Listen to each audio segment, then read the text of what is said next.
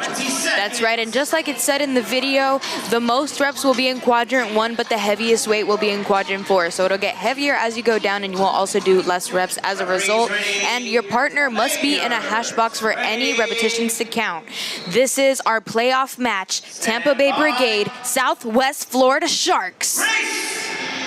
Here we go. This is our first playoff match of the day. This is a win-loss. Whoever wins this will be moving on to the playoffs. The Sharks right now are 4-0. The Tampa Bay Brigade have 1 loss. The Tampa Bay Brigade were not able to come to that Las Vegas match, so they had a rematch yesterday that they didn't get to do against the South Beach Palms. They were able to win it, and now they got their playoff spot. I'm interested to see how the Tampa Bay Brigade recover from yesterday. There was a grueling match that they did yesterday against their team, the Palms. So let's see how they come out the gate. I'm fully expecting the Sharks to be fully rested. You already see they're out like gangbusters on these snatches. So let's see how they get through this particular element. That's right. Really good transitions from the Tampa Bay Brigade here. It looks like they're about 1 rep ahead of the Southwest Florida Sharks here. They're moving on to the box jump overs already, looking really strong on these. They sent in Garrison Matthews for the Tampa Bay Brigade. That's Chalking Graham for the Southwest Florida Sharks. Remember, your partner must be in the hash box at all times for the reps to count. It was a little fall over here for the Tampa Bay Brigade, but they are switching out. That's going to bring in Ariana Durham and Seth Prohaska for the Southwest Florida Sharks. We're looking at Derek, and we're looking at Sam Nally. All right, they've been on the team for a long time. They're kind of the heart of the team, veteran players here. They are pretty much rep for rep. The Southwest Florida Sharks just 1 rep ahead of the Brigade here. These transitions are looking solid from both teams. I need the folks at home that are watching to understand how high these boxes are that they're jumping over. Yeah, we said 34 inches, 30 inches, 38 inches. That is a lot of height. You got to protect your cartilage, get over that box, and make sure you land on both feet. The refs will not accept your rep if you land on 1 foot, so it's very important. That's right. Ariana Durham making up some serious ground for the Tampa Bay Brigade, and they finish it ahead of the Southwest Florida Sharks. Wow. Oh my goodness. That was touch and go for a second for both teams. I can't believe that they were able to pull it out that way. That was super impressive. The Southwest Florida Sharks finishing just behind, and even the Tampa Bay Brigade, there was some press outs from the snatches there. So I thought they gave up their lead a little bit there, but they were able to still pull it out. What do you think about that? That was Sammy Nally at the end that kind of tripped over that box. I know she was very disappointed. You can see her face. You wanted to end that strong. Any little technical mishap will throw off your race. So you got to make sure that you're tapped in with your strategy. But great win by the Tampa Bay Brigade. Strong start so far. Let's go ahead and take it to our friend Joe Roberto at the finish line. Thank you, Cassie. Well, we are out here on championship event weekend. We heard initially from the commissioner, Mather Wiswall, giving an emotional speech, talking about the trials and tribulations of this season with the Hurricane and our Vegas Mr. Olympia matches. That being said, tensions are high. We just got through the first race of the match. The partner forward, both teams super fired up. The last time these teams met was about a year ago. The Brigade fell short against the Sharks. Today they're hoping to make a major change in that. They've made some changes with their team in the off-season. Conversely, the Sharks have done the same, taking one of their players, Fico Gomez, as now one of their coaches. So lots of changes on both sides of the grid, and we're looking to forward to an exciting match. Back to you guys at the desk. Thank you, Joe. I'm here with Zach Watson from Valor Fitness. Zach, tell us a little bit about what you do at Valor. So I usually work in the warehouse throughout the week preparing for the events, but I'll do everything such as gym deliveries, gym installs, go into event setup, do a little social media modeling, and kind of just float around the company. So nice. So you've been with Grid for a few seasons now. What do you think about it? You know, like we're only a seasonal competition, seasonal sport. So when you look forward to doing Grid, what is it that you look forward to the most? Honestly, it's what all of the athletes do. It's such an amazing competition. I could never do what they do, and it's just one of those things where they take it to the next level each season. Nice. So as far as Valor Valor Fitness goes, you guys keep on coming out with new equipment, new equipment. Is there anything that you would say is your favorite piece of equipment? You're around it all the time, so I have to ask. Oh yeah, There's so much cool stuff. Yeah, definitely the premium kettlebells. Those are my favorites. Just the old style kettlebells. I always love training with them, and it's one of those pieces of equipment. It's kind of hard to mess up because it's a kettlebell. You could do whatever you want to. Your imagination's endless with that exercise. So nice. So what does it mean to work with Valor Fitness for you? For me, I really love the company with their family values because Jim and Jackie started the company, and I've only been there for a year and a half, but they have taken that company and reached so many heights I could never dream of. And also, too, I want to shout out to Jackie because it is her wedding this weekend, so congratulations to that. Yes, congratulations, Jackie. Jackie is always a big part of what we do here at Grid and part of Valor and all the events that we go to as well. So, Zach, can we look forward to seeing you on the Grid one day? We'll see. I don't know. Maybe if I do a little bit more training, so. Awesome. Well, thank you so much for your time. We're going to go ahead and look forward to that next race, the Ringer Point. Mirror, the second race of every match, always features a barbell element. A male and a female barbell are placed in the first quadrant. Upon the start of the race, both are picked up by the team in any fashion by the 3 men and 3 women allowed in the race at any given time. Once the barbell leaves the ground... Alrighty, we're looking forward to that next race. It's the mirror. 2 people going at the same time, male and female. They're going to be facing each other. Men's weight is going to be 195 pounds. Women's weight will be 130 pounds. And this is a thruster mirror, so they have to start off by cleaning it, going all the way down into a squat, and finishing with their arms locked out at the top. Stand by. Race! Going into this mirror, this is Luis Guillermo Nunez and Kristen Bonito for the Southwest Florida Sharks, and for the Brigade, this is Kyle Massey and Rebecca Rouse. Now, one thing that's important as they start off this particular element, they cannot drop those barbells. You have teams of 3 females and 3 males. If they drop that barbell, they have to go back to the starting lineup and do it again. So it's very important. If you drop that barbell, your run is effectively over. So let's tap in to see how these teams perform today. That's right, and your opposite gender counterpart cannot move on to the next quadrant without you. We just saw that happen to the Southwest Florida Sharks. Yes. All the reps that she completed in the meantime did not count because he was already in quadrant 2. They have to be in the same quadrant at the same time. One can finish before the other, but they cannot move on without each other. Now, it's very interesting to see how the Tampa Bay Brigade are moving out there. You see they are looking like a well-oiled machine right now. It looks like the Sharks have a little bit of rust right now going on. I think the Tampa Bay Brigade may have the advantage of having gone through this yesterday, so let's see if they can finish strong and get this win. That's right. The Southwest Florida Sharks lost a little bit of time on that first quadrant, and they're trying to make it up here with Nick Shappy and Sydney Witter. They're making these transitions faster. We got Fico Gomez yelling at them to go faster. You really want to sell out here, want to go as fast as possible. This Brigade team is looking stronger than ever. We're looking at Seth Prohaska, Ariana Durham on that barbell. Hands up for both teams. 1 rep remaining for the Brigade. Here we go. Who's going to take this win? And the Brigade are going to take this mirror race. I know that feels good. They're going against an undefeated team for the season. Wow, what a win again, Cassie. They came out the gate strong. Tampa Bay is not playing around out there. That's 2 wins in a row out the gate. Listen, the Sharks better not play. They'll find themselves missing out on that championship opportunity, so let's see if they can tighten up for the next race.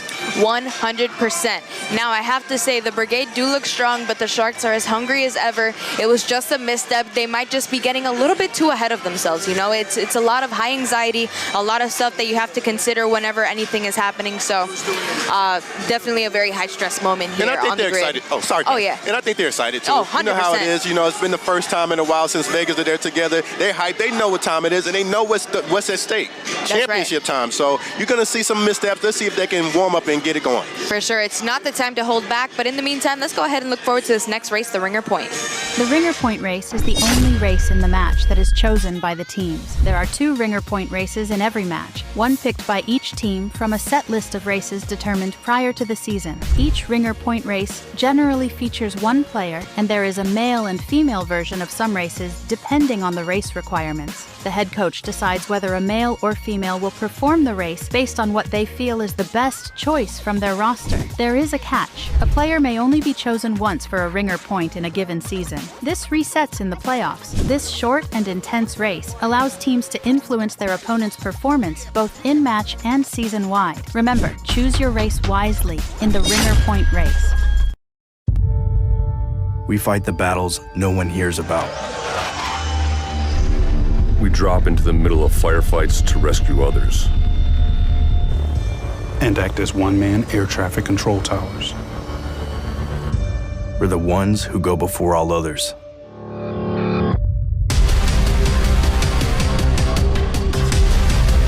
Join the fight.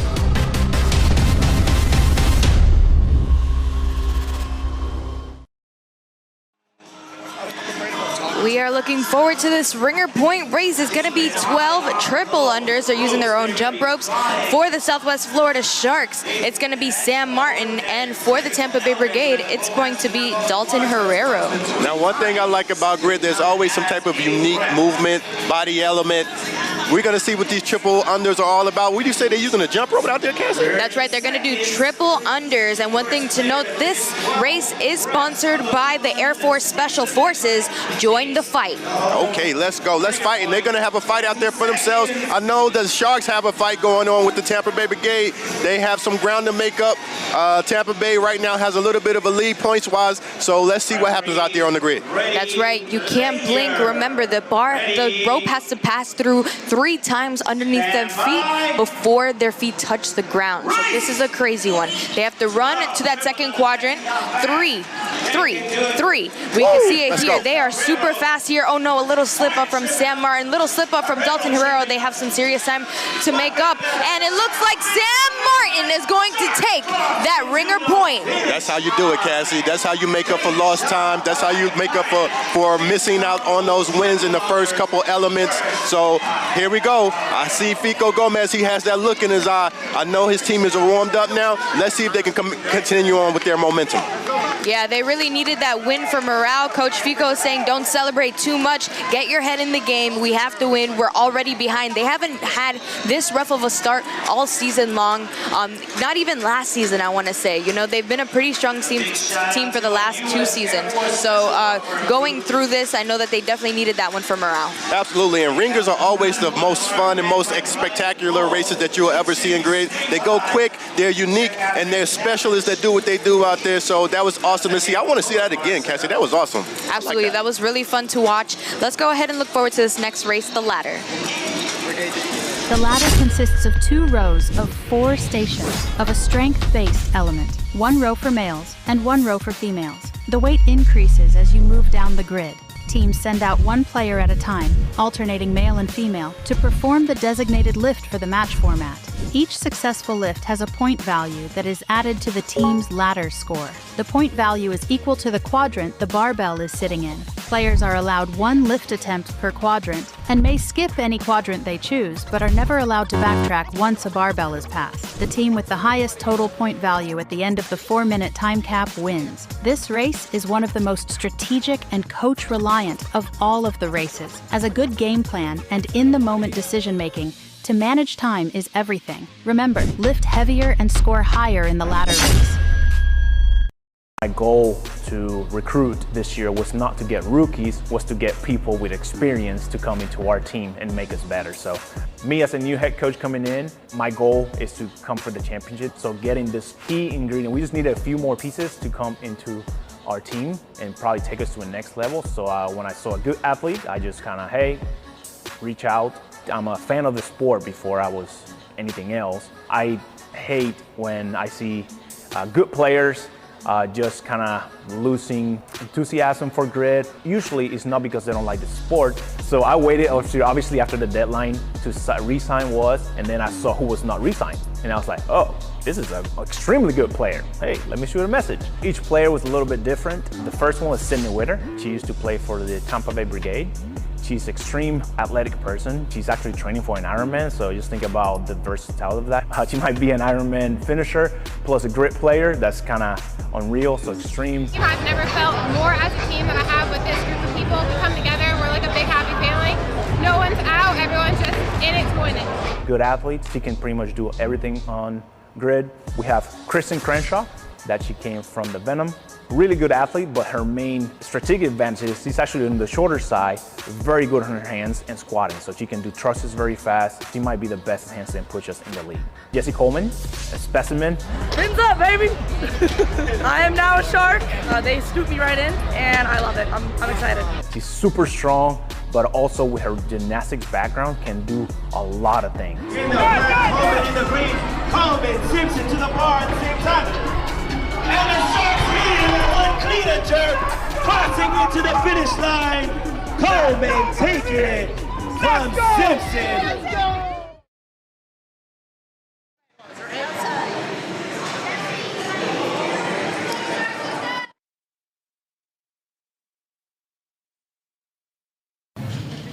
All right, we are live back on the grid. Just following our first ringer point, the home ringer point was chosen by the Sharks. 12 triple unders.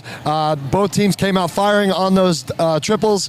Both players ended up tripping up quite a bit, but the Sharks were able to take that ringer with pretty decisively to the point where the Brigade gave up. They were DNF'd on that particular race. So 2 points ended up going to the Sharks, 0 going to the Brigade on the ringer. Back to the desk.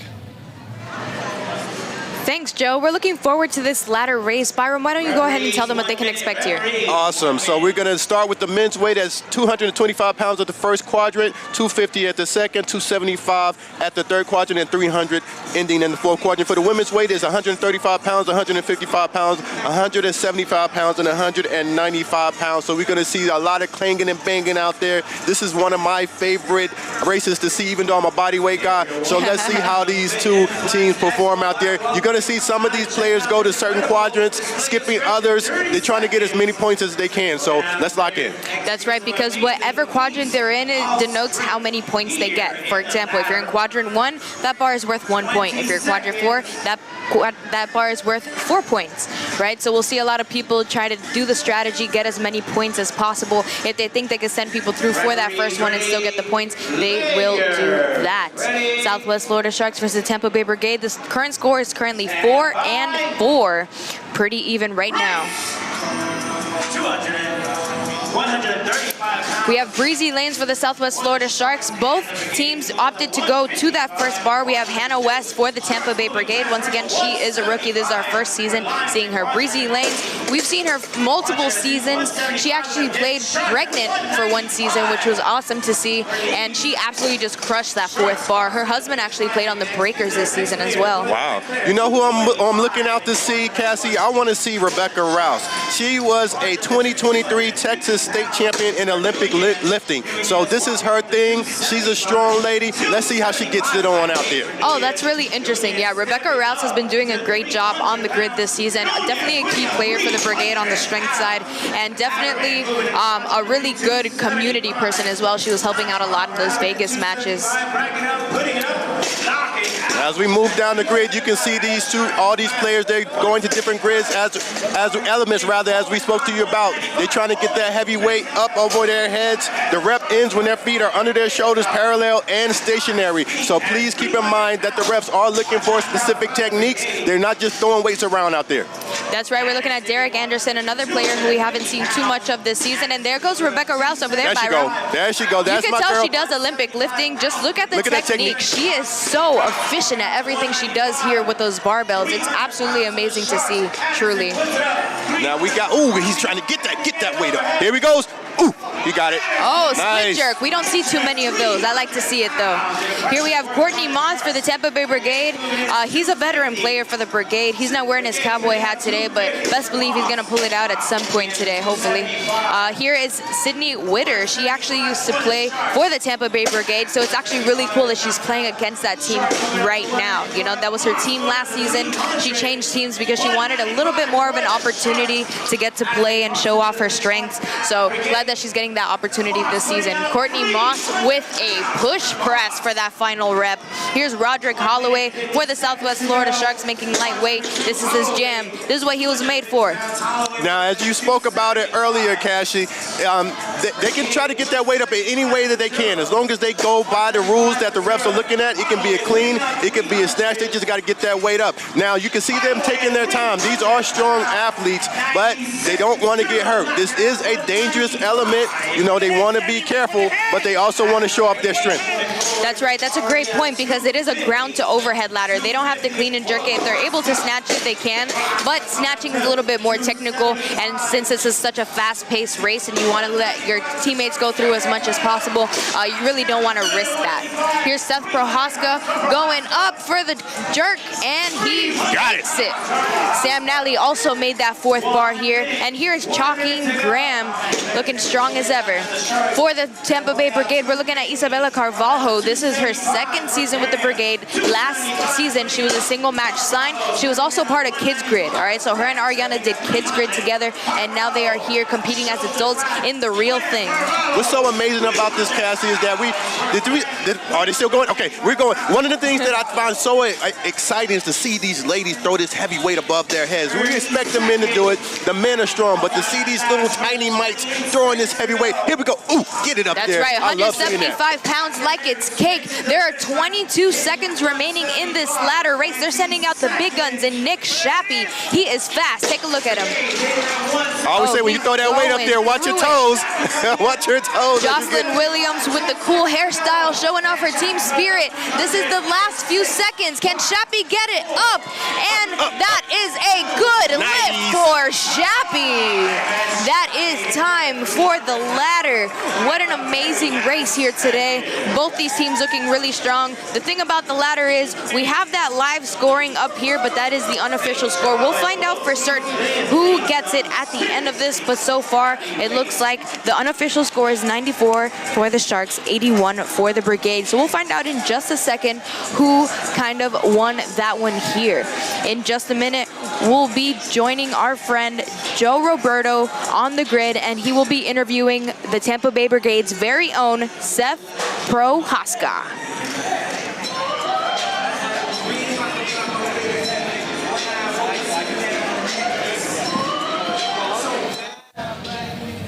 All right, gang, I'm here with Seth Prochaska, former NPGL player, now with the Tampa Bay Brigade. Seth, how you feeling? I'm a little bit tired after yesterday. Yeah, it appears you're very fired up today, looking into the championship potential. Yeah. What would it mean to you to go to the championship? Oh, it would be huge for me. It'd be even bigger for our team. We've been an underdog all year in every match. We were ranked 6th or 7th in preseason. Everybody had it out for us. We didn't get any recognition for anything. And the fact that we made it to playoffs is huge, so making it to the championship would be even bigger. Excellent. Well, good luck to you. Anybody at home you want to say hello to? Just my fiance, Molly. Hey, baby, I love you. Back to you guys at the desk. What an awesome interview with Seth Prohaska. He is an NPGL player, and he's really impressive to see. He's such a great character for the Brigade. I've said it once, and I'll say it again. The Brigade have such great team chemistry this season. I'm really glad to see them kind of come back from, as he said, being like an underdog story and making it to the playoffs for the first time in a long time. They've been competing with that edge the whole time. We've seen it from Vegas to here. Even when they had to come together as a super team, all their players have been locked in, and I know they're excited. That's right. Let's go ahead and look ahead to this next Ringer Point race. Once again, we are going to see 40 feet of back handsprings to the 4-point touch at the start line all the way to the finish line. We're going to see Hannah Bissett from the Tampa Bay Brigade. Once again, we saw her do these yesterday, and Chelsea Rainieri from the Southwest Florida Sharks. Both of these are some very seriously skilled gymnasts, so we're gonna be excited to see who pulls it out. Body weight time, baby. So we're gonna see some amazing, spectacular workouts. Now, they're calling workouts, but it's body movement. So let's enjoy, folks. That's right. We did see Chelsea Rainieri take the crown for this one against Alex Smith from CrossFit in our Vegas matches, and we saw Hannah Bissett do this yesterday. She didn't win it against Riley Hansen, who's been playing grid for a long time and kind of has a little bit better control of the grid. But since these ladies are more evenly matched inside, I'm excited to see if she's able to pull it out this time. Now, folks at home, doing one handstand by itself is already tough. They got to do 60 handstand push push-ups. Are you kidding me, Cassie? This is going to be spectacular. I can't wait. That's going to be really exciting to see, and we are looking forward to that score. Let's go ahead and hear from Joe Roberto. If you're walking by the big legs, happens to small, I welcome you to come by and check this amazing. All right, gang, so we just scored back. The Sharks ended up taking the Brigade 94-79 in that ladder. Big lifts from both teams, as you saw, but the Sharks were able to outdo the Brigade more than 10 points. So 2 points going to the Brigade, to the Sharks, and 0 to the Brigade. Back to you. Thank you for the update, Joe.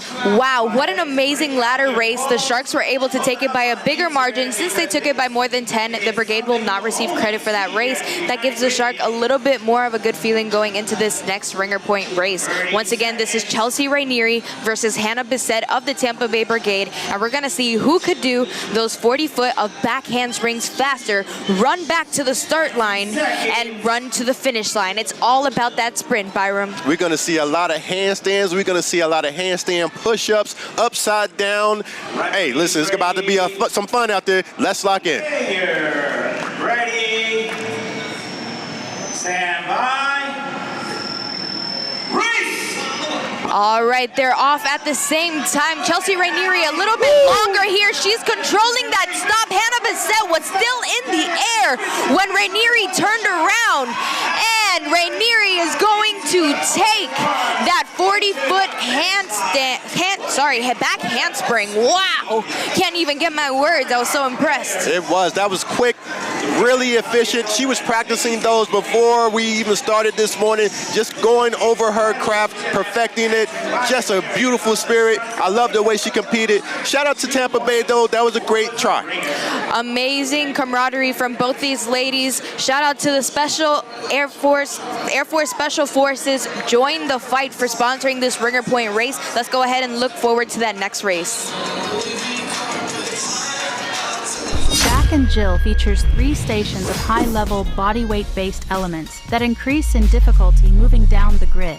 1 male and 1 female are allowed on the grid at any given time, and only 1 player can be working at a time.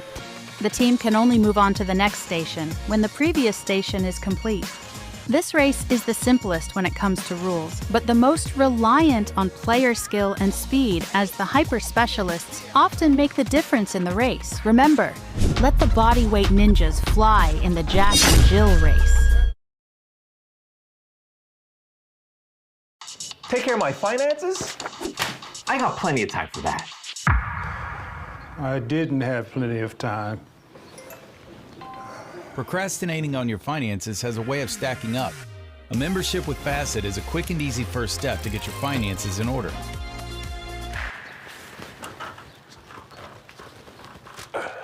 I'll get to that tomorrow. Now is the time to take action. Go to Facet.com to get started on your financial wellness journey today. You're more energized, you're more relaxed, you're more ready to hit a hard workout. For me, recovery happens at night when you cleanse your body and you get ready for bed and you get ready for the next day. So it helps me get into that state of calmness. So I feel less fatigued, I feel relaxed, I feel less inflammation when I wake up in the morning. So your recovery's here, but then you take early bird and your recovery goes to here. So it just elevates the recovery. It helps you then perform better the next day. So you need it. It's almost a necessity. It's part of my routine. It's part of my nightly routine. It helps people. It really helps people. Early bird all the way.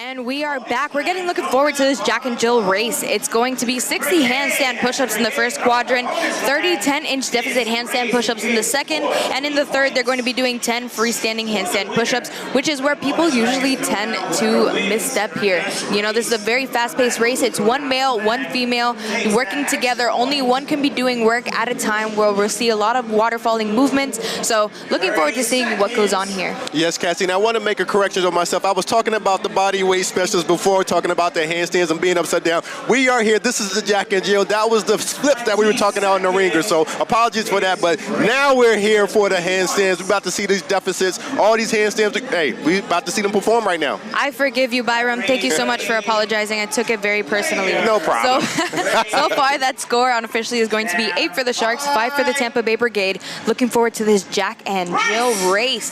These are two teams that definitely have a lot of body weight skills here, okay? I would say they're pretty evenly matched as far as that goes, and I'm just looking forward to seeing how they are able to do it. We have Garrison Matthews here for the Tampa Bay Brigade. He's going with using a little bit of momentum from his legs.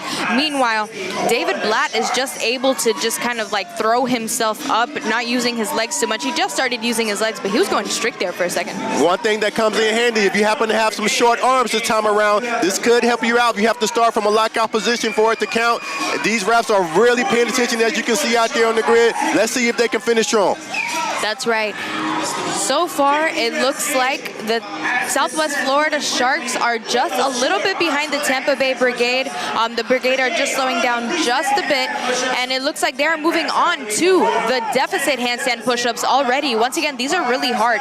Just doing these on the floor are very hard, but doing it from a deficit is absolutely insane, especially for a smaller person. Just look at Hannah Bissett, how much distance she has to travel. That's basically her whole entire arm length that she has to overcome there. My goodness, you can see them literally, it's a reverse press from while being upside down, because you have those 10 inches that you have to make up for. So if you can only see this in person, folks, this is just spectacular to see the effort that these athletes are putting on out there. That's right, and I just got word that the Tampa Bay Brigade actually threw their bonus flag on this race, and so far it looks like it's paying off because they are in the lead. 1 rep remaining on these deficit handstand push-ups. They're moving on to those 10 freestanding push-ups. That's Marissa Oxenford upside down for the Tampa Bay Brigade. Let's go ahead and take a look at it. Chris Chaffee lying in wait, ready to do it. 2 reps remaining for the Southwest Florida Sharks. A little fault on Nick Chappie there. And the Tampa Bay, they took it, Cassie, just like that. Oh, look my how quick goodness, that was. I just blinked and they were gone. Absolutely. That was absolutely amazing. That bonus flag paid off for them. They were able to take it. And the Southwest Florida Sharks are finishing within the time cap, so they will be getting that 1 point. Wow. One thing that's interesting, Cassie, the Sharks are the fresher team, but right now Tampa Bay is showing that they are also a well-oiled machine. They might be evenly matched. Let's see if fatigue turns out to be a factor for them later on in the match. That's right. We'll get that updated score in just a second. Meanwhile, important to note that the Brigade did get credit. The Sharks did get credit for that last ringer point race. Chelsea Rainieri won that, but the Tampa Bay Brigade finished within 20%, so they will get credit. Let's go ahead and look forward to that next race.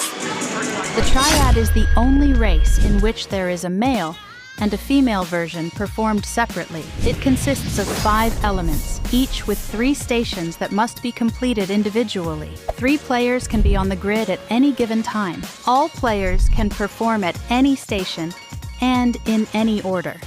But all of the designated reps must be performed at each station. All 3 stations of each element must be complete before the team can move on to the next element. The Triad is all about player conditioning and managing fatigue across the team. The best strategy ensures players have enough left in the tank for the last element and has backup plans for when things inevitably go wrong. Remember, try to catch your breath in the Triad race.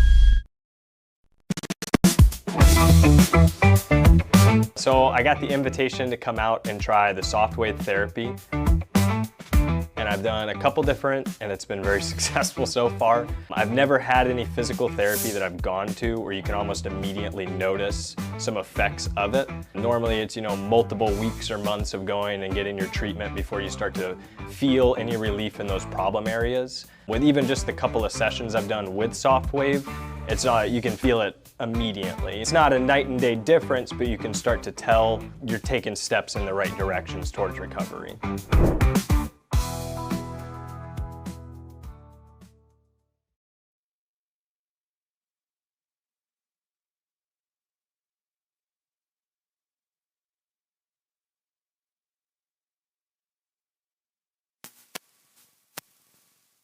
Going for second place. Sorry, folks. We are out here on the grid getting ready for the female triad. Coming up next, we have part of the triad is a pistol thruster. So the players on each team will be picking up that dumbbell, holding it as they go down into a one-legged full squat. From there, they must accelerate and press that dumbbell fully overhead in full extension. Now, if the other foot touches the ground at all during that time, there will be a fault given. Reason does not go below a reason for fault. So keep an eye for that. Get ready for the female triad. Back to you guys at the desk. Thanks, Joe. Let's go ahead and look forward to the movements that we have here for this female triad. All right, it's triad time, folks. Let's go over the actual factuals. We're going to start with the overhead squat. The women's weight will be 100 pounds. Toes to bar will be 20 of those. Dumbbell weighted pistols we spoke about, be 10 of those at quadrant 3. Now the women's weight, it'll be 30 pounds. Ring muscle ups, we have those at 5 reps, and the flip sled for the women's weight will be 450 pounds. That's right, Byram, and just a little correction, there will be no thrusters for the pistols. It will just be the pistols, just because these are really, really heavy. These are 30 pounds, and there's still a lot of work to be done, so we don't want these athletes to get too fatigued. Do you know how hard a pistol squat is? Yeah, just the pistol alone is absolutely insane. Doing those is very, very hard. I don't know about you, but my hips can't handle that. No, my knees, my cartilage is all gone. I got to protect my what I got left going on. So shout out to these mighty athletes out there that are going to be doing these pistol squats with the 30 pounds. Very exciting to see. That's right. Let's go ahead and take a look at the grid. All these ladies are very fired up. It's going to be 3 ladies working at a time, and there will be stations, right? So consider every single barbell, every single dumbbell to be a station. They will have to complete all the reps there. It's not necessarily each lady completing a certain thing. Somebody could pick up the slack for another player, but every barbell must have 12 overhead squats completed on them. Every bar must have 20 toes to bar completed on them, so on and so forth. So it's just about completing a certain number of reps in each station, not necessarily one person doing a certain number of reps, if that makes sense. Yes, and while we are talking about the flip sled as well, they must stay within the grid while they're moving their weight. I know it's a lot of weight out there. Sometimes their weight can have you going left to right, but if their technique is on point, they're going to get through it. So I'm so excited to see how these two teams perform out here. That's right. Everybody's just getting fired up here. Both teams are just clarifying the standards with the referees to make sure that they're doing the right thing. And of course, we are going to be finishing with that flip sled. I am so excited to see how they choose to utilize that. They're basically going to flip that ginormous sled that's on the grid over all the way to the finish line. You can see it right there next to Conce over there on the grid. It has some weights on it. And you know, if you're a short person like me, it's going to be really hard to flip that thing over no matter how strong you are. So it's just about leveraging it and just sending it over with as much momentum as possible as well. 450 pounds is like a small fridge from Home Depot, baby. So let's see if they can move this thing down the grid. That's right, and there's no pulling allowed. You know, you could only push it down the grid, and you also have to make sure that it stays on the grid. So you don't want it to bounce too much and bounce off the grid, because then you would have to pull it back on the grid, and that's just going to cause you not only some more time, but some more fatigue. I like how both these teams, they have a little bit of moment to catch their breath. We know fatigue is a factor, definitely for the Tampa Bay Brigade. So I like this. It gives them a chance to stay in the game, and it's all in the spirit of fairness as well. So it's a good thing to see. Let's see how these two teams perform. That's right. I like the swag that the Brigade came with today. All the ladies have that blue, the extensions in their hair. It looks really cool. You could tell that they came up with that, you know, last night. I'm sure they were all hanging out and strategizing for everything they had to do, and they're like, you know what? This sounds really cool, and it looks really cute on them, I have to say. Good eye, Cassie. You know, woman thing. That was nice. Yes. You know, just girly things that I pay attention to. Indeed, indeed. So far, the score is 9 for the Southwest Florida Sharks, 8 for the Tampa Bay Brigade. They've been able to make up some ground here, so it's been neck and neck, basically win for win, back and forth between these two teams, and everybody's hungry. Less than a minute before we start here. Looks like there's some type of meeting of the minds right now on the grid. What do you think, Cassie? What's going on out there? I think everybody's just clarifying the standards. With the flip sled, we've seen a lot of people trying to utilize different strategies, such as maybe pushing the sled when it's still in motion, and we've seen some faults for that as well. So I'm pretty sure everybody's just clarifying and making sure they're able to do whatever it is they plan to do with the referees beforehand. Because, you know, if you say it in the referee meeting where both coaches are present, you know, you don't want to give away your strategy to the other coach, and that that's possibly what allows them to win, you don't want to give them any of your game plans. You know, it's kind of like in football where you talk with your mouth covered and all that. You put a piece of paper in front of your mouth. That's essentially what they're doing right now and speaking to the referees and commissioner alone. And think about a triad like this. This is the female triad. We're going to see all aspects of athletes out there. You're going to see the bodyweight specialists. You're going to see the utility players, and you're going to see the strength specialists as well. So a well-oiled machine. The whole team gets to put in some work out there today. So yeah, I'm excited to see that. That's right. And just in case you missed it, this is a playoff match. Whoever wins this match will be moving on to the championship match at the end of today. And that championship match will actually be on the Spincast for the Barbell Spin YouTube channel. So you could actually find that there later as well if you wanted to see a little bit more of an athletic analyst cover that one later too. Yeah, I'm ready to see these ladies get busy out here on the grid. Cassie, let's get ready. That's right. It's female versus female, completing all the reps in one station before moving on. You cannot move on to the next element until all of those are completed. Starting off with 12 overhead squats, 100 pounds. Let's see it. All right, that's Sam Nally, Sydney Witter, and Chelsea Rainieri of the Southwest Florida Sharks. For the Brigade, we're looking at Jocelyn Williams, Ariana Durham, and Rebecca Rouse. All of these ladies looking very strong. The Sharks were actually in sync for a second. The Brigade, hands up for both teams here. It looks like the Sharks will be moving on first to those 20 toes to bar. You just have to do 20 toes to bar on any of those first 3 bars. Coach Fico Gomez is waiting in the wings, and he is yelling at these ladies to hurry up. This is not the time where you want to pace yourself. We really have to make it to that championship match, he's telling them. Tampa Bay Brigade are doing an amazing job as well. All of them really strong. The Tampa Bay Brigade are actually a little bit smaller, so we're able to finish those toes to bar with really good time. Bissett actually just switched out for Jocelyn Williams, and it looks like we're going to be doing those 10 dumbbell pistols at 30 pounds. I'm looking at the technique that these ladies are doing to get those one-legged pistols with that 30 pounds. You can see every lady has a different style out there that you're out there trying to get it done, especially after those toe to bars. I don't know how their abs aren't cramping up. Mine would have been shot right now, but you can see how well conditioned these ladies are, and they're onto the rings right now. Here we go. That's right. It looks like Jenna Riddle was the first to the rings. She actually gave the rest of her pistols to Chelsea Rainieri since she's a little bit shorter. It takes her less time to complete. Jenna Riddle is pretty tall, so going through that was a little bit harder for her than the other ladies. She actually finishes first, and she's going to be switching out. Meanwhile, everybody is still working on those 5 ring muscle ups. I've never seen ladies this strong in my life in one place. So many like this, Cassie. This is amazing to see. And when you get on these rings, as a bodyweight guy, I know you got to have a certain type of grip. Some people call it a false grip, but they got a technique they got to use to get up over those rings. Here we go, ready for the flip sled. That's right. Tampa Bay Brigade actually finished on the rings first, but there was a little bit of a delay in throwing over that flip sled. I'm not sure what happened with the Southwest Florida Sharks. It looks like there was confusion at the start line, but all of these ladies are working together to throw over that flip sled. Figo Gomez yelling at his team from the sidelines. Tom Pacenda yelling at his team from the sidelines. You really have to try to hurry up here. Southwest Florida Sharks were able to do it, and the Tampa Bay Brigade lost some plates. It made it lesser, and they made it over first. By the skin of their teeth, the Tampa Bay Brigade.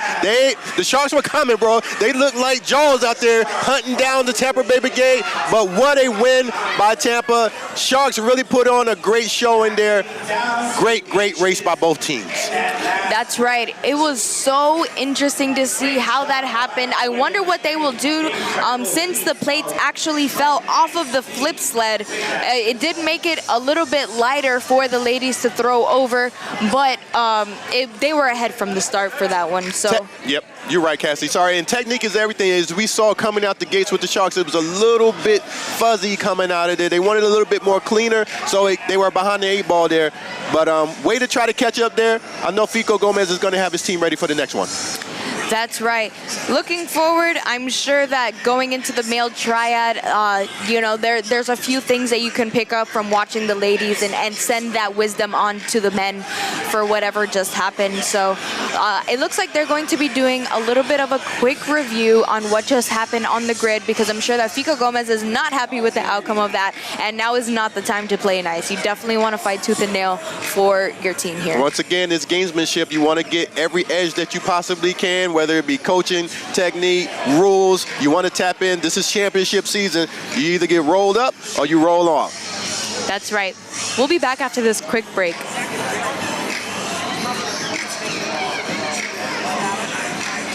Thanks, Donna, for coming out and checking us out, supporting.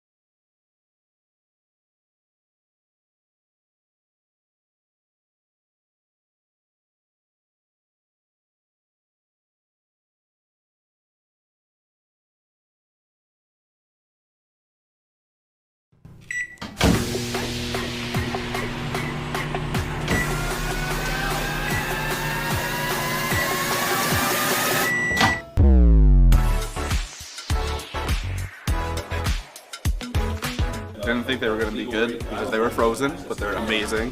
Definitely can't find any healthy foods at an event, so this is awesome. My favorite meals to eat. Cheers.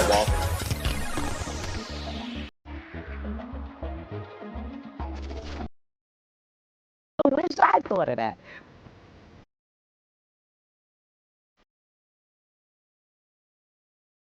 I don't have to twist and wrap and twist and wrap and twist and wrap a million times. I definitely have noticed that hair strong has worked.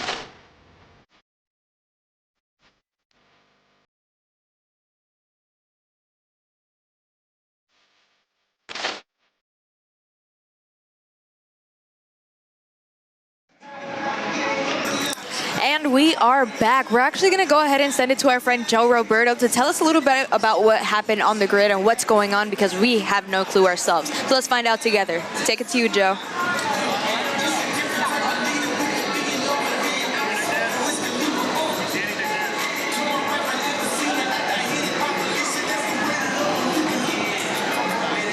We're live out on the grid. There's some discussions right now with the referees and the commissioner in regards to the flip sled. As you may have seen during that race, they started to come apart.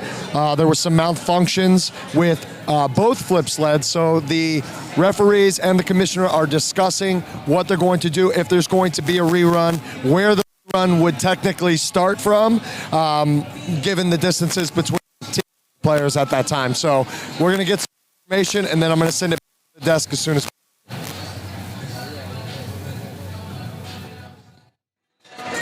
Thanks for that, Joe. It sounds like we'll find out what exactly is happening in just a second, if we're going to have to rerun that or if anything happened. But in the meantime, it was definitely fun to watch, and we're looking forward to that male triad. Let's go ahead and see what we can look forward to. Check 2. All right, folks, we're getting ready for the men triad, hopefully. So we'll get you tapped in with the actual factuals here. It's going to be similar to the female triad. We're just going to turn up the heat a little bit. The overhead squat, the men's weight will be at 155 pounds at quadrant 1. We have toes to bar, that'll be 20 of those as well. Dumbbell weighted pistols, that'll be at 10 of those at 50 pounds. The ring muscle ups will be 10 reps at quadrant 2. And the flip sled, say that 10 times, 650 pounds at an 80-inch height. So that flip sled is going to be almost 200 pounds heavier. And sometimes these men even just do it by themselves. You know, they don't even use a partner. So it's absolutely insane. It's one of my favorite things to see, one of my favorite equipment to see on the grid as well. So it looks like we're still in the middle of a review. We'll go ahead and take it to the fourth camera so you get an aerial view of everybody's discussion about what just happened on that flip sled. There's some, fixes to be made to the flip sled to make sure it doesn't happen again. We're going to find out about if we're going to rerun, you know, the women, but the weight fell off of it. And there was also a little bit of a discussion about a substitution, but it turned out to be just some kind of confusion. There was no illegal player on the grid, but we're with you, friends. We're just here figuring out what's going to happen. You know, we're all about the spirit of sports and fairness. This is, you know, hopefuls for the championship, so you don't want to let anything slide here. This is not the time to play nice or anything like that. You're right. And the one thing about reruns, I like that. I don't know how the teams feel about it. Of course, you want, like you said, in the spirit of fairness, to get it done again. But fatigue is a factor where you're going to hear us speak about it over and over. Tampa Bay had a grueling match yesterday. So, yes, they'll have a chance to run it again if they have to. But they're going to have to conserve some energy. Conditioning will be a factor. That's right. Still the score, since it hasn't been updated yet, we're still in the middle of discussions, is 9 for the Sharks, 8 for the Tampa Bay Brigade. So we'll find out in just a second. In the meantime, why don't we come right back and we'll get you some more information.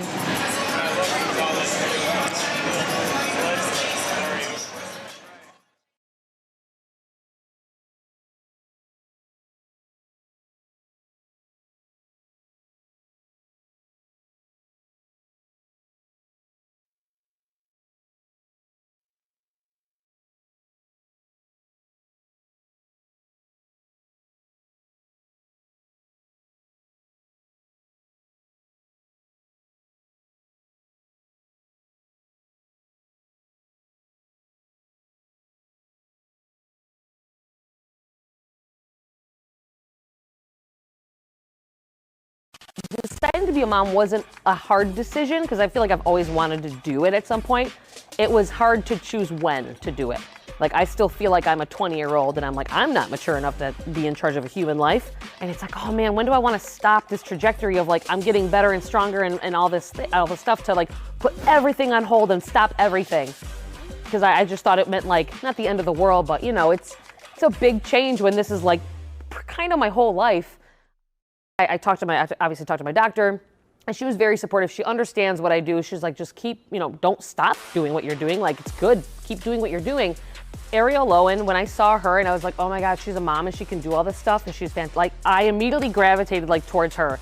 And I'm like, wait, I can still do this when I'm pregnant? I'm like, okay, let's go. I'm not as scared to do this now because I can still participate. It definitely helped knowing like, hey, this life doesn't end after you have a baby. Like it in some cases it gets better. Like you get more fit, like the mom strength and all this crazy stuff, which I didn't understand until I was going through it, which has been pretty cool. I mean, mass moves mass, right? I gained 30 pounds, so I want to use it for something. There's so much research now that exercise and fitness just helps the well-being of the baby and helps labor and recovery and all that stuff. But just to fight back against like these old school 1950s stereotypes of like, oh, you're pregnant, you should just be barefoot and just laying in bed like a turd.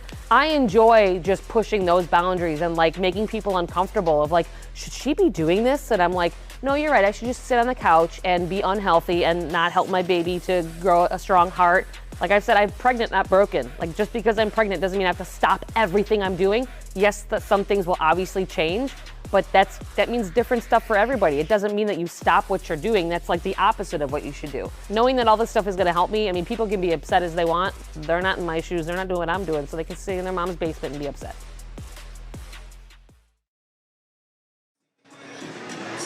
And we are back. We got a little bit more information for you guys. Thank you for your patience while we get through this together. So during that last flip sled, during the female triad race, we did see the Tampa Bay Brigade losing some plates during the fourth quadrant, but what we didn't see was that the Sharks also lost some plates during the fourth quadrant, but closer to the finish line. So they're trying to see if losing the plates for the Brigade would have affected the outcome of the race. From my point of view, the Brigade were ahead a little bit from the Sharks from the beginning on this flip sled, and losing the plate was just about the same time, but they're going to do a little rerun with the commissioner and all of the chief referees to see if it would have affected it.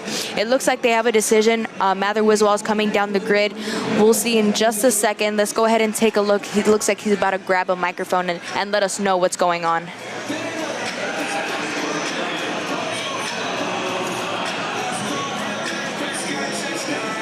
Check. All right, upon review, there was 2 flips where the Brigade had to wait long, and there was 1 flip where the Sharks had to wait small percentage of the overall weight, we felt like it did not affect the outcome of the race, and therefore it is okay. So it looks like the commissioner has ruled that it would not have affected the outcome of the race, and therefore the decision stands that the Brigade do win the female triad. I think that's fair. You know, we saw it there. You know, it didn't affect it too much. We always want to have the commissioner to step in and make sure that everything is nice, tight, and clean there. I think for the Sharks, they want to concentrate on their coming out, their start position. You know, it was a little choppy before, so let's see if they can clean it up as they get ready for the male triad. Definitely. We're going to go ahead and take it over to our friend Joe Roberto. Joe? All right, so we have heard from the commissioner, Mather Wiswall. As you saw, the weight started to come off for both the Brigade and the Sharks in quadrants, basically 3 heading into number 4. Because it happened for both of their sleds and the Brigade had a little bit of a lead going into that quadrant, they believe that it did not affect the results of the final results of the race. So Brigade are going to take that triad and we're going to move forward to the male. Thanks for that, Joe. We're looking forward to that male triad. It's going to be the same movements, but a little bit heavier. We already went over it, but we could go over it again if we want. It's going to be those 12 overhead squats at 155 pounds, 20 toes to bar, 10 dumbbell pistols, 8 muscle ups on the rings, and finally that flip sled is going to be 650 pounds. That is 200 pounds added to that for the men compared to what the ladies did. Hopefully no more plates falling all over the place. We already spoke with the equipment crew, and it looks like we're going to try to double clip those to make sure that it's all ready to go down the grid. I guess we just didn't anticipate that they were so hungry for that flip sled because they were about to absolutely demolish it. I think right now it's not about strength going into this male triad. We expect them to be strong and be able to move this heavy weight and do these body weight movements. It's about technique. You're going to hear us say it repeatedly. It's about strategy, and we're going to see if the right players are in the right space to complete these particular movements in these elements. That's right. It looks like the Brigade hailed victorious against the Lady Sharks, but now we're going to see how the men fare against each other here. This is a little bit of everything. We have some heavy movements. We have some gymnastics. So this is kind of where you send out your utility players and see who's the best for that. Because remember, you also have an active roster, so you have to make sure that you're not sending out any illegal players, making any illegal substitutions or anything like that too. And as you can see on the grid right now, they're tightening up and making sure that that flip sled is secure so they don't have another issue of any of the weights falling out. So this should be smooth and clean, and let's see who pulls it out. That's right. We're looking at Kyle Massey of the Tampa Bay Brigade. We were just looking at Roderick Holloway of the Southwest Florida Sharks. Actually, while we're here, Roderick Holloway actually used to play for the Brigade once upon a time. Really? He's taken a few seasons off. This is his first season back in a while, but glad to see him back. He's a great player, been a great fit for the Southwest Florida Sharks in areas where they were needing him compared to last season that they weren't able to make it to the championship. So once again, this is all playoffs. Whoever wins this one will be going to the championships. So far, it's been neck and neck, both teams going head-to-head against each other in very tight races. So there's no clear winner here so far. I was just about to say that, Cass. Even if you're looking at the points, not even just the points, look at the performance. They're right there with each other. You can see why the Tampa Bay Brigade made it to the playoffs. You know, they're not just here by luck. They put in the work to get here, and they're running neck and neck with the Sharks right now. So let's see what happens. We have one more race after this one, so it's very important that they get as many wins and points as possible. That's right. I'm sure many people at home were on social media talking about the Sharks, how they were going to be dominant here, but it looks like they're pretty evenly matched. The Sharks have been showing to be a very strong team all season, but so have the Brigade. I think, you know, you have to see the progression of both of these teams. This is your first season watching Grid. You have to consider how it was last season. Both these teams were really, really close to making it. You know, last season we actually had conferences, right? So it was Northern versus Southern Conference. We got rid of the conferences this season solely because we wanted to see the best teams go against the best teams, like regardless of what region you're in. So actually in the playoffs, it's all Northern teams. Ah, interesting. I remember seeing that once upon a time. There were rivalries from the teams from the North and teams from the South. That's right. So right now, I guess it's a little bit evenly matched. We have, what do you call it now? They have divisions, is it? So we have no divisions this season. season, but we had divisions previously. It was called the North and the South, and the Southwest Florida Sharks and the Tampa Bay Brigade were both part of the Northern Conference, and so were the Aces and the Wild. So this is an entirely Northern Conference playoff that we're seeing. You know, championship contenders, no South teams made it. So it just goes to show how strong these teams are to be able to make it this far. Yes, indeed. Fear the North. That's what they say. I like it. I like it. We're about 30 seconds out from starting this male triad. Let's go ahead and take a look at those game faces on the grid here. We got those Southwest Florida Sharks looking hungry, out for blood. Tampa Bay Brigade, you know, they're ready to, you know, sink or swim, and there's no sinking, basically. I'm ready to see these pistol squats. I can't do one. I'm always marveling at people that are able to excel with a 50-pound dumbbell. Are you kidding me? Let's see this go down out there. That's right. What is it that you say? Protect your cartilage. Protect your cartilage. Stand by. All right, we're looking at 12 overhead squats at 155 pounds. I will say for the males, it's a little bit harder to reach depth. We can see that with Luis Guillermo Nunez. He's barely riding that line there. Men do have a harder time squatting all the way down due to mobility. Nick Shappy with that quick step to save himself from running into Roderick Holloway. But interesting to see, you know, to play grid, you kind of have to be able to do those things. It's really hard, and a lot of people train their mobility for that specifically. I like the way that Quentin Ambrosio does his toes to bar. You can see he kind of like kips them. You see how his arms I was just looking at it. Yep, bit? absolutely. It's really cool. Everybody kind of keeps their arms straight. But so far, it looks like these two teams of men are neck and neck. Hands up for the Southwest Florida Sharks over here. Hands up for the Tampa Bay Brigade on that first station. Because remember, you have to complete the reps on the station. It's not per person.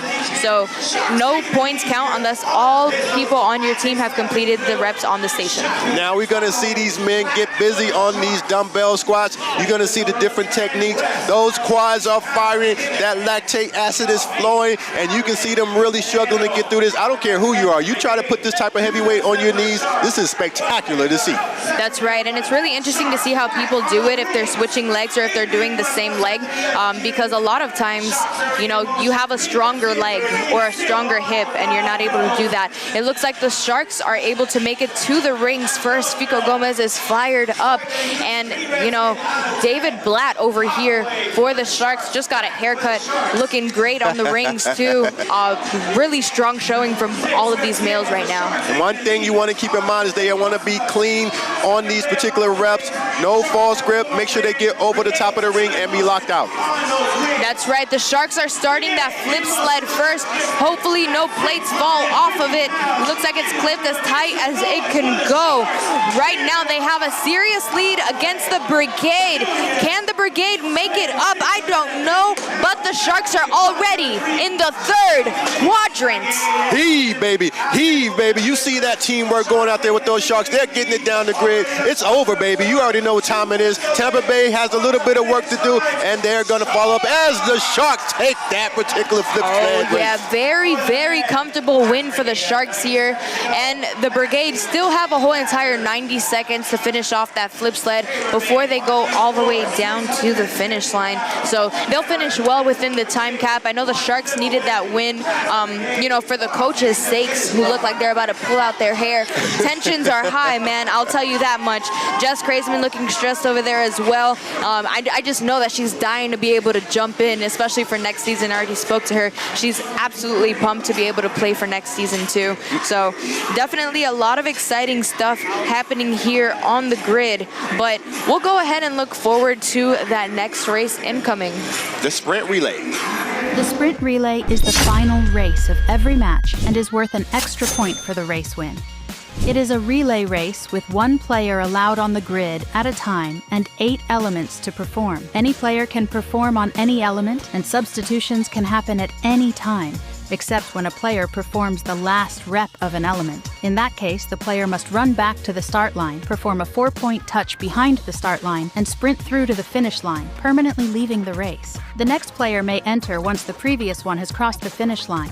The only exception is the distance element that ends at the finish line with no sprint back required. The catch is, 4 men and 4 women must finish the 8 elements. The sprint relay is a great balance of strategy to decide which players in what order are the best combination, along with clean and well-executed elements by the players, to lead to the best race outcome for the team. Remember, 4 men and 4 women must finish the 8 elements in the sprint relay.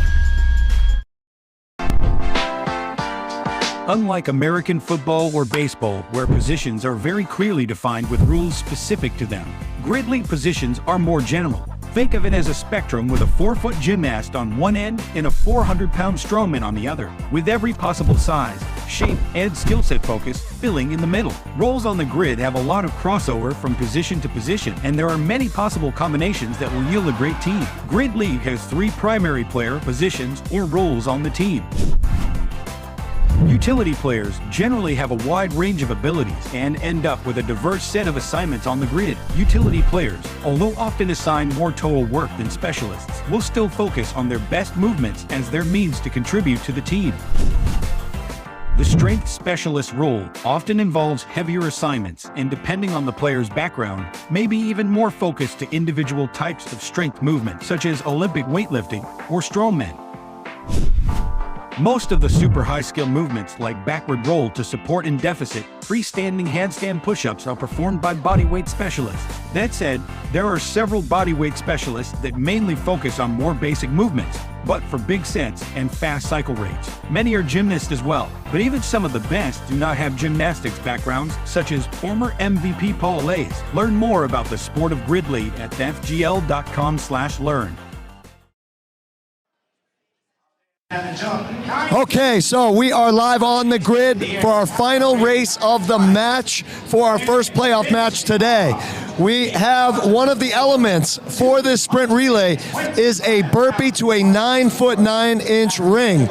As you can see here, we're bringing out the equipment crew. They're going to bring that ring up to 9 foot. I am 6 foot tall, so you can see how high this ring really is. Now, they're going to be doing a burpee down to the ground, and then jumping up to hit. Now, he's bringing it up actually a little bit higher, so going to be hitting that ring with a tap, which can also cause a sway. So you'll see some different things happening with these teams. We saw 2 years ago with the Atlanta Wild, formerly the Gainesville Wild, actually struggled right here on this particular element, and it essentially cost them the championship. So these teams are going to put a lot of this into it. We're excited to see what's going to happen out here for the sprint relay. Back to you guys. Thanks for that, Joe. And that is really interesting.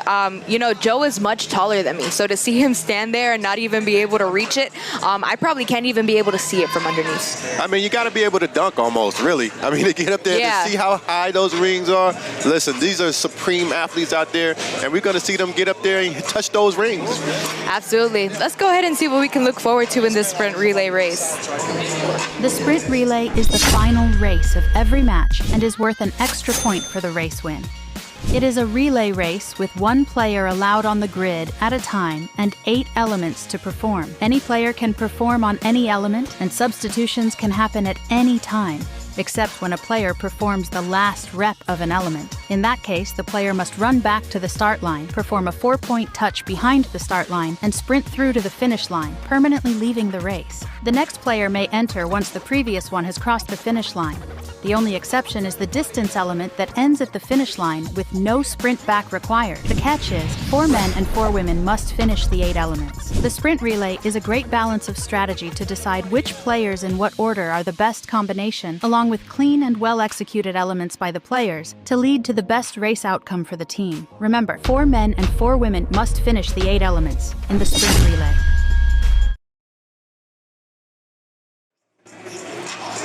All right, folks, welcome back. We are getting ready for our final relay race is of the the day, the final sprint race of relay. every So let's match go over and some is worth an information here extra so that point you for the folks race can, win. at home, It can is be a locked relay in with race us. with 1 We are starting with 20 wall balls at 20 pounds at 10 inches. We are starting with the 185-pound overhead squats, 15 reps of those. Back handsprings plus the 4-point touch. We need 40 of those. Handstand walk at 80 inches. We have deck to pull over, 6 of those at quadrant 3. We have 40-pound dumbbells hang snatch, 12 of those. Burpee to 9 foot and 9-inch ring, almost 10-foot regulation. That we need 9 of those touches, and then following up and ending at 225-pound clean and jerks. This is going to be an exciting sprint relay, especially because of how close the score is. Right now, the Southwest Florida Sharks are sitting at 12 points, and the Tampa Bay Brigade are sitting at 11 points. So right now, there's still one bonus flag in play that hasn't been used by the Sharks. The Tampa Bay Brigade, of course, used theirs for the Jack and Jill, and we're actually able to come out victorious with that one. But there's only 1 point away, and remember, it's win-loss. You know, it doesn't matter by how much you win, doesn't matter by how much you lose. And sprint relay is worth a total of 3 points if you win it. So it's anybody's race right now. Well, Cassie, it all comes down to this. Just like we figured it would be, 2 teams almost evenly matched, ready to get to the championship. And in the sprint relay, we're going to see what the Grid League, the epitome of what Grid League is all about. You're going to see all the body movement. You're going to see the strength specialists. You're going to see the utility players. I like to call it organized chaos. A lot is going to be going on the grid. Just have fun, folks. Enjoy it, and we are going to lock in as well. Definitely. It's going to be really exciting to see. And not only that, but just think about the Tampa Bay Brigade played yesterday. You know, the Sharks are coming in with fresh feet right now. You know, just getting rid of maybe a few, you know, screws that they have to tighten there.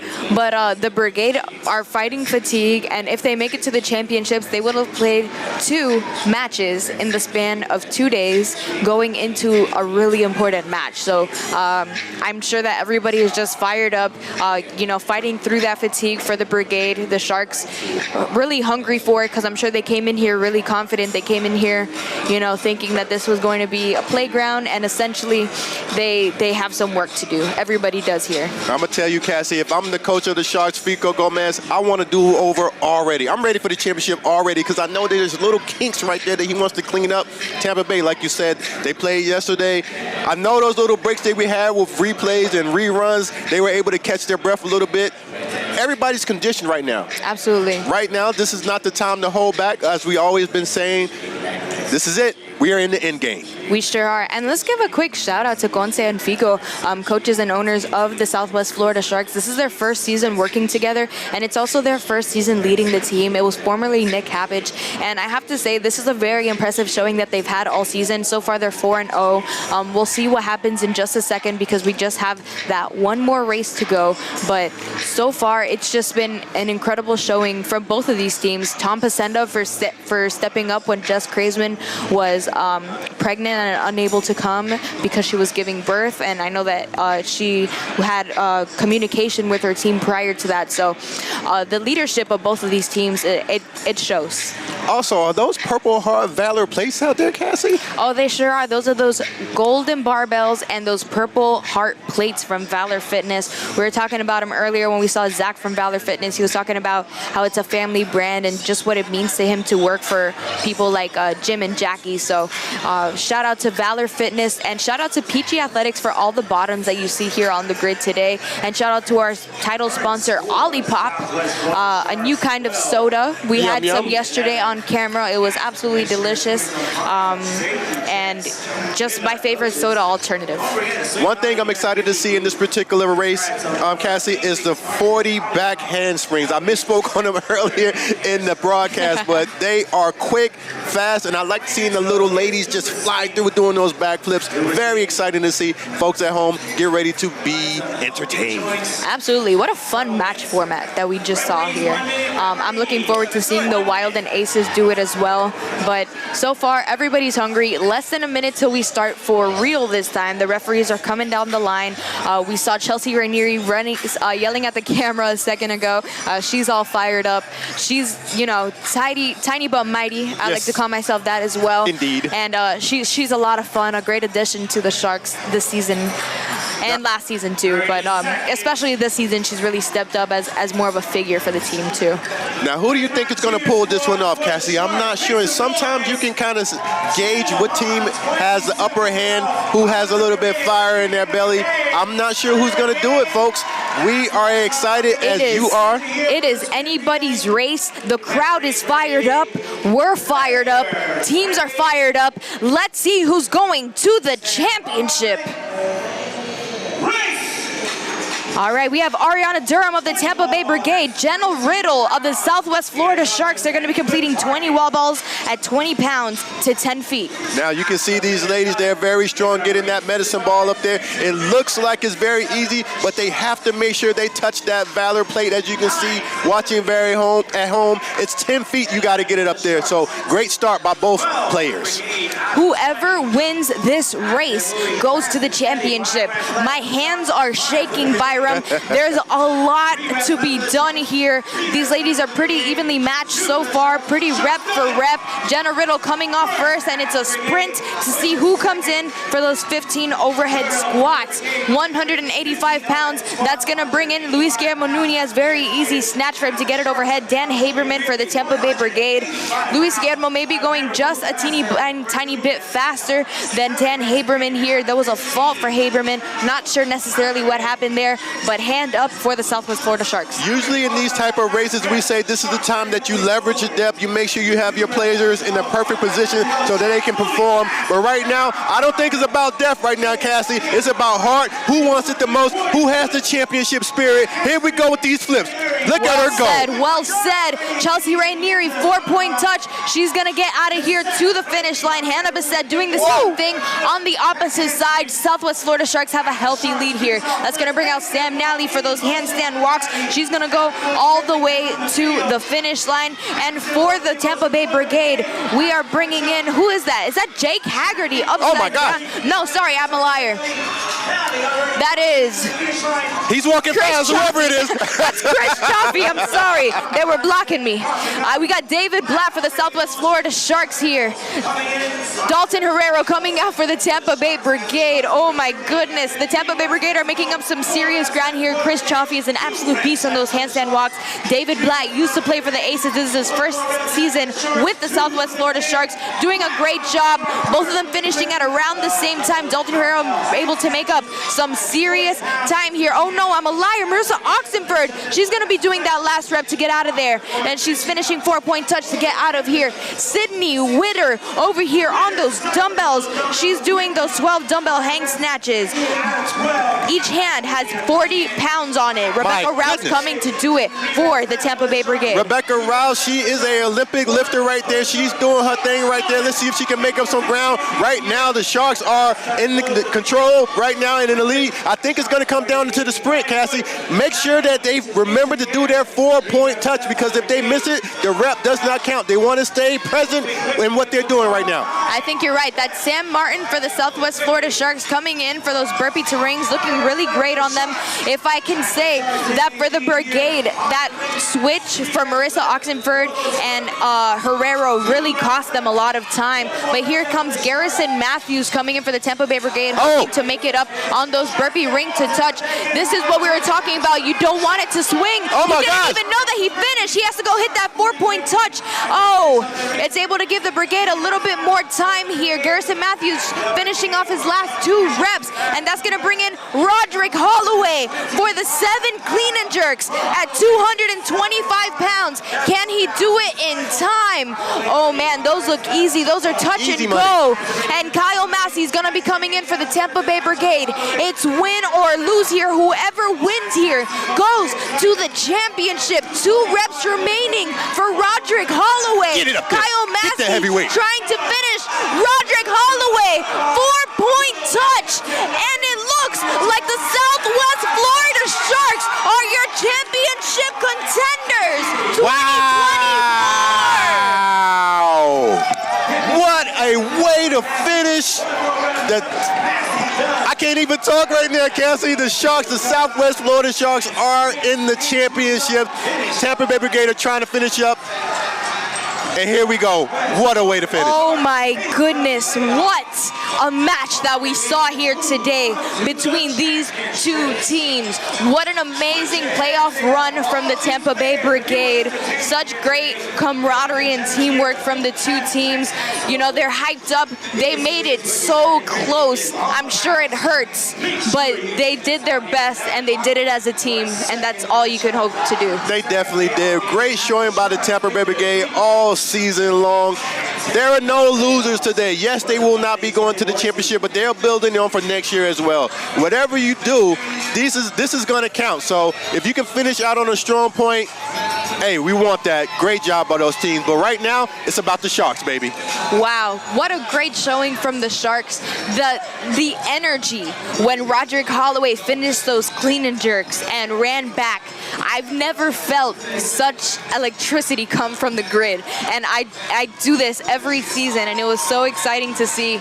What an amazing match between the two teams. The Sharks will be making it to the championship, and we'll find out in about a few hours who will be joining them for that championship. When we come back, it's going to be the Orlando Aces versus the Atlanta Wild. Yes, we're going to see if those Sharks, they're on the attack right now. They are the Predators that are in full hunt mode. So we're going to see who's next. What's the next team? We got the Wild and the Aces.